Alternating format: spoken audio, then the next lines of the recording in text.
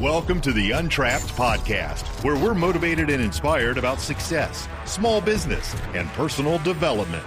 And now, Keith Kalfas. Bro, I gotta tell you something that I'm learning at 43. If you want to be successful, you gotta learn how to manage your emotions. And this is a little bit deeper than it sounds on the surface. I'll get right into it. When something emotionally triggers you, something very real, right? There's external and internal. Internally, you might get emotionally upset. It could be something on a job site with a customer, in your family, in your marriage, right? And how quickly can you manage and mitigate those emotions? I was watching. Dan Kennedy is one of the top marketers in the world. He's a huge, very famous guy in the marketing world. He's old now, but he said something once, and I've read a lot of his books. You should check him out sometime. But he talks about compartmentalizing your emotions. And he said there was a point, like his car was getting repoed. I don't know why, because he's a multi-millionaire, but he was able to, like, literally his car got repoed, and then he walked into an event and he was able to speak and teach and then go make a whole bunch of money or something. And then whatever was going on, he was able to compartmentalize the emotions like a switch, turning them off and on. And this is where I want to talk about changing channels cleanly. Let's just say something is bothering you in your personal life. And then in the very next moment, you have to walk out the door and go, and you got a 10-minute drive to go to meet a customer, right? Are you going to spend that 10-minute drive being upset or wanting to pick up the phone or vent to somebody or tell them about your problem? Because you feel like that's the natural human inclination and tendency and emotion is. But what if, this sounds almost crazy, like, listen, if something stressful happens in your personal life or with a family member who drives you insane, can you literally get out of their presence or off the phone with them, and then in the very next moment, boom, like the change of a channel, the change of a switch, you're right back into positive go mode, like grinding, crush it mode. You're productive, you're happy, then you're at a meeting, and it's like, you compartmentalize that emotion so it doesn't leak over into everything else. And part of you feels incongruent. Like, what are you, a freaking sociopath? How could somebody come out of a very stressful situation and then in the very next moment, it's like I have this friend who taught me, somebody taught him in the world of like radio, you could literally get a call that your mom just died. And if you're in front of a microphone at a radio station, you have to now turn on that microphone the very next moment. Like in between commercial breaks, you find out your mom died, and you have to go, "Hey, it's WJQR. It's a great sunny day in Miami. Welcome." And be like totally happy for real, because nobody wants to hear your problems. They're there to be entertained. People want results. They don't care about your personal feelings. So I think even if you're in a situation where you're being mistreated or taken advantage of or whatever it is, some negative thing, the quicker you can become an empowered person and put a positive spin on it is the more powerful of a person you'll be able to be. Like, let's just say something happens in your life or in your business and you're like, it might be unraveling the thread. This is going to be the one piece of yarn that unravels everything up.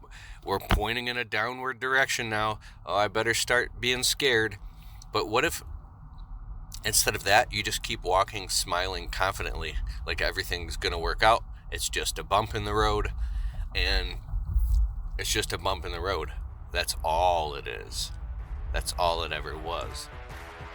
If you are looking for the greatest software ever to run your business on, go to getjobber.com/Keith. You can create proposals, invoices, collect payments, and track your entire business directly on the Jobber smartphone app.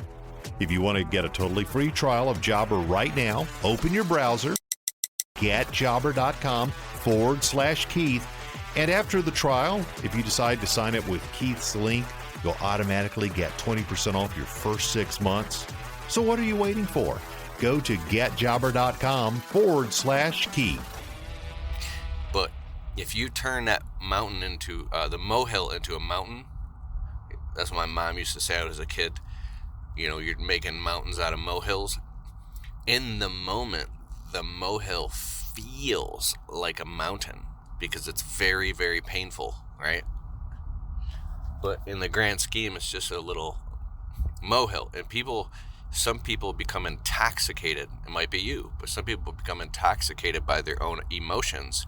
And they literally, like, there are people, if they become emotional about something, they start sabotaging everything and everybody else around them and becoming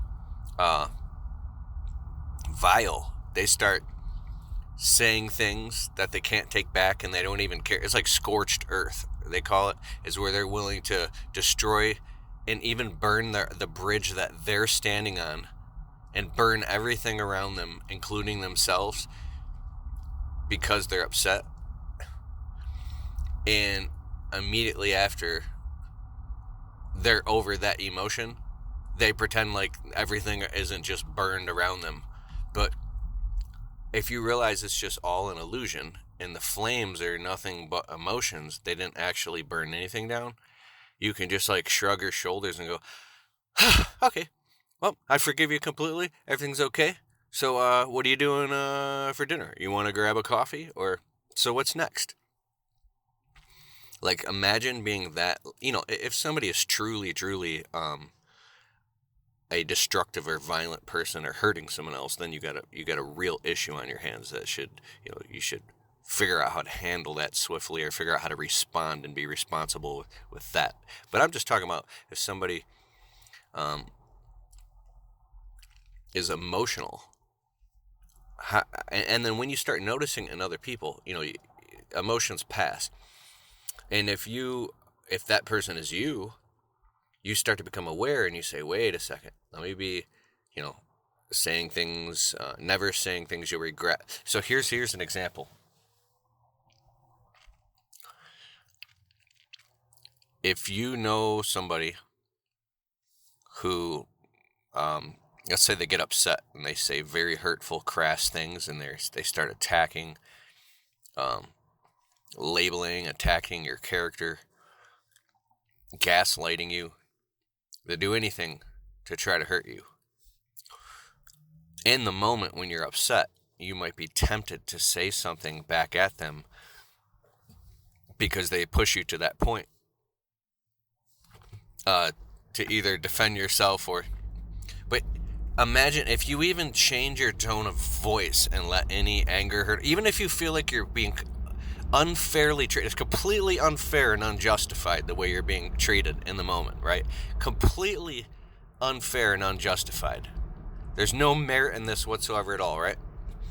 If you even so much as get upset and call the other person an asshole, now all of a sudden, all the context could be taken away of how they've treated you. And if it were written on paper, you did in fact call them an asshole.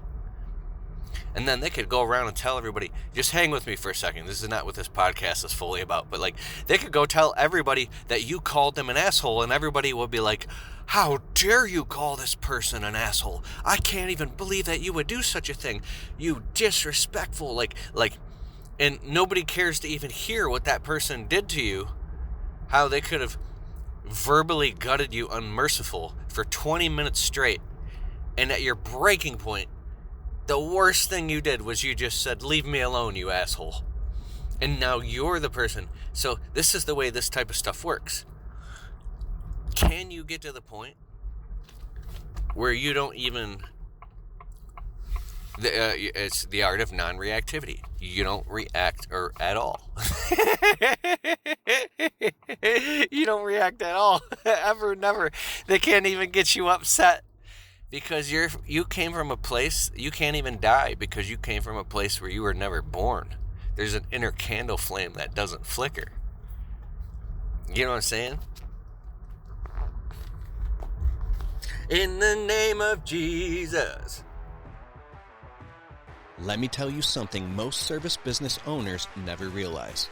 You're spending money on Google Ads, Facebook, maybe SEO, maybe yard signs or flyers, but you have no idea which marketing is actually making your phone ring. That's where CallRail comes in. CallRail is call tracking software that shows you exactly which marketing source generated each phone call. So instead of guessing where your leads came from, you actually know.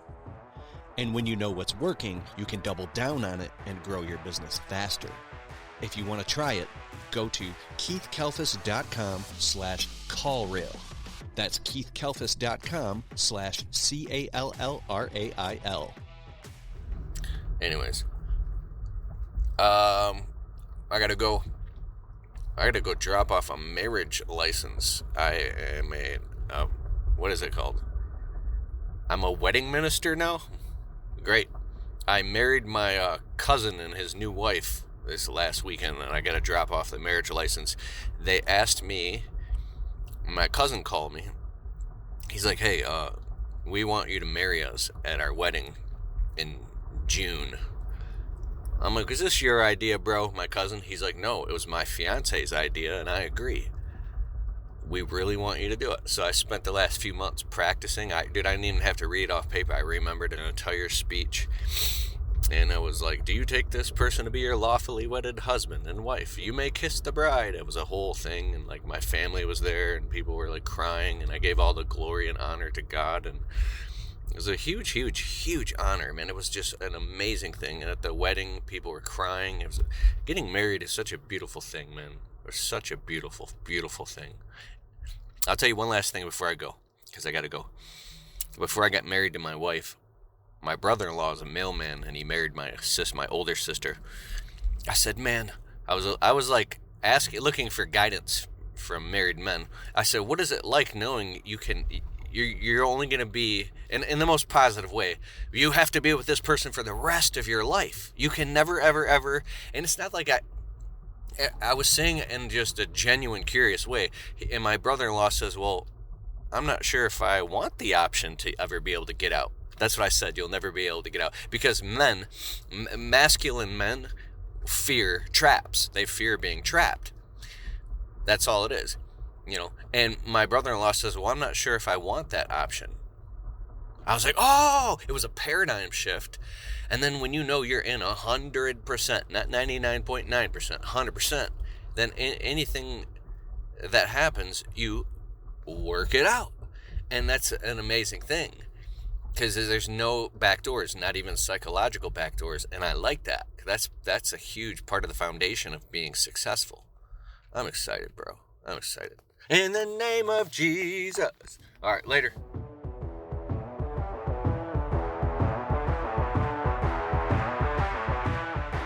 Hey, I hope you liked the show. And if you like the Untrapped podcast and you get value from it, can you please take a minute and go over to Spotify and leave it a well-worded positive 5-star review? It helps boost the rankings on Spotify so the show can get to more people. Therefore, these messages can get out to more people and inspire more people so then they can go out and start their small businesses and crush it and get to the next level. It's a huge deal. All right, I'll see you in the next show.